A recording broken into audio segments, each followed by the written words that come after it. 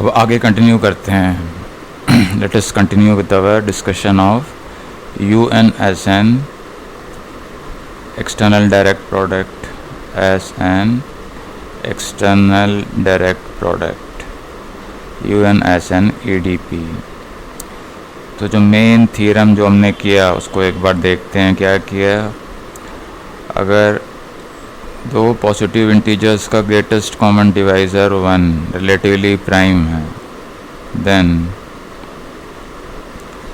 U group of ST is isomorphic to the external direct product of US and UT.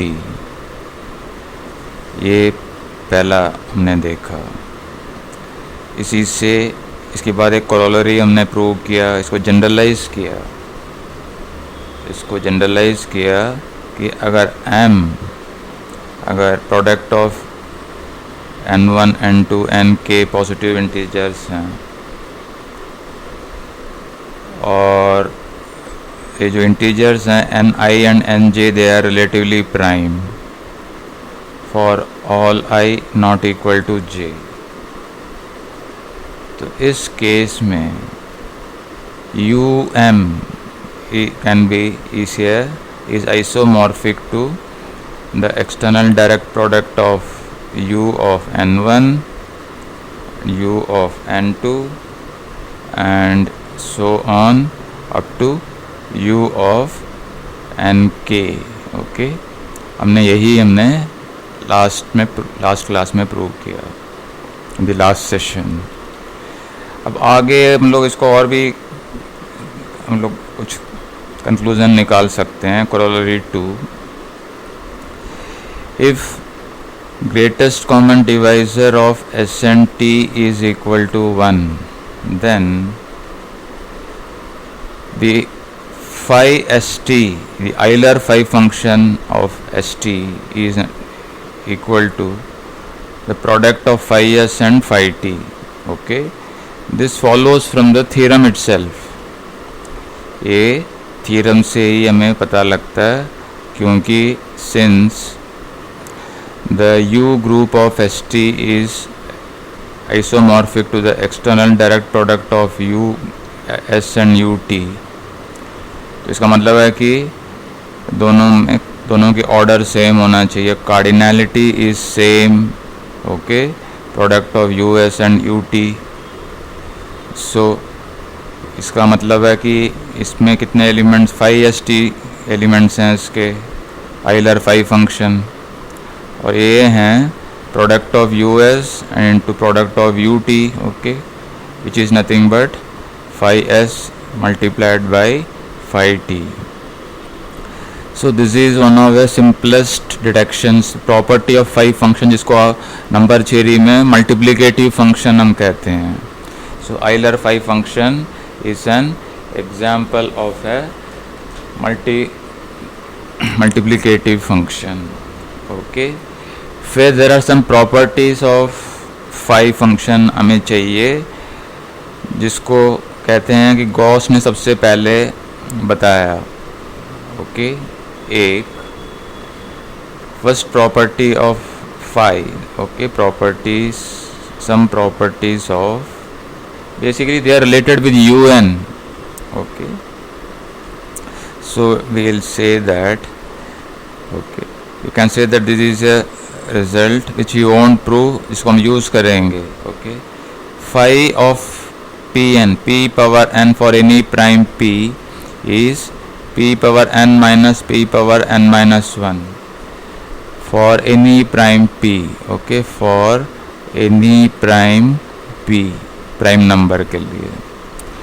फिर Gauss formula देखते हैं. What is Gauss formula? Okay, Gauss ने कई सारे चीज़ें बताई. एक सबसे पहले, ओके, ऐसा 1801 U2 group is isomorphic to Z1 which consists of singleton 0 cyclic group. Okay, U2 square which is 4, which is u of 4 is isomorphic to Z2, ये भी cyclic. Okay, फिर u power 2n, देख लो, this is most important, u power 2n is isomorphic to, okay, it is isomorphic to an external direct product of Z2 with z of 2 power n minus 2, okay, whenever n is greater than or equal to 3. मतलब it is not cyclic. u power 2n after starting from 3, u group is not cyclic. Okay, so u power pn is isomorphic to z of p power n minus p power n minus 1. देखो ये cyclic है. Okay, so it is true for every p prime number starting from 3. odd prime के लिए true है p prime, and for any n starting from 1.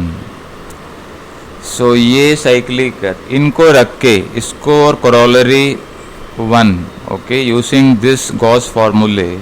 Okay, so using the corollary 1 and the above and the Gauss formula, okay, Gauss formulae, we can write un, we can write any un as a external direct product of cyclic groups. Okay, we can write any u group of n, group of, okay, un, group of units modulo n. Any un can be written as an external direct product, of cyclic groups, okay, using the corollary 1 and the Gauss formula. कुछ example देखते हैं इसका. Okay, let us take some example. Say 105 ये है, इसका prime factorisation निकाल लो. Okay, so therefore u105, और ये सारे रिलेटिवली प्राइम है mutually. So u105, u group of 105 is isomorphic to the external direct product of u3 with u5 and u7. okay, u7. अब u3 किसके आइसोमॉर्फिक है? Using Gauss फॉर्मूले. Okay, u3 is isomorphic to z3 minus 1 which is equal to z2. u5 में कितने elements? 4 elements हैं. Okay, cyclic है. Okay, prime है, cyclic है. 5 minus 1 it is isomorphic to z4.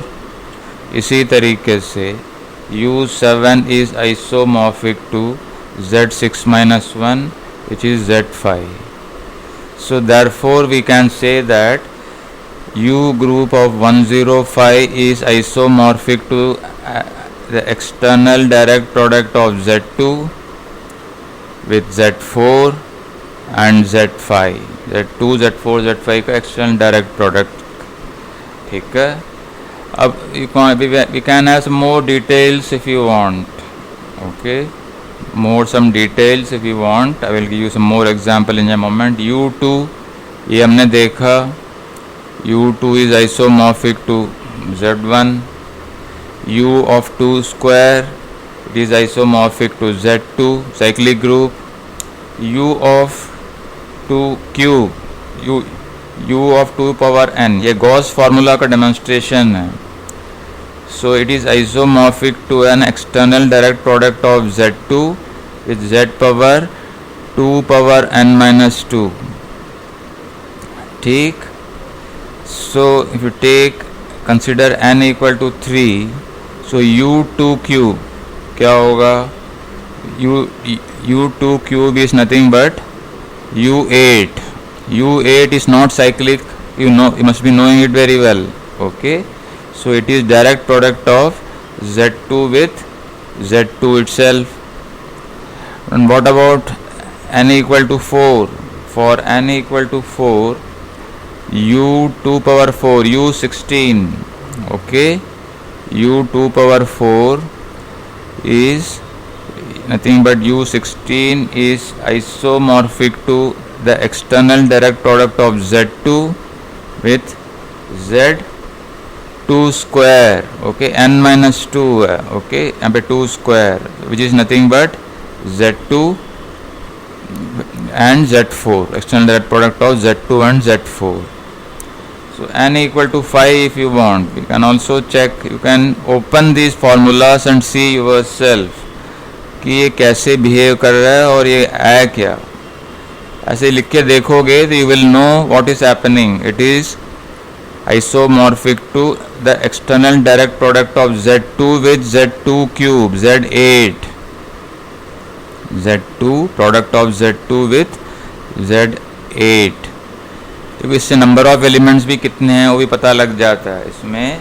You also know. आगे continue करते हैं.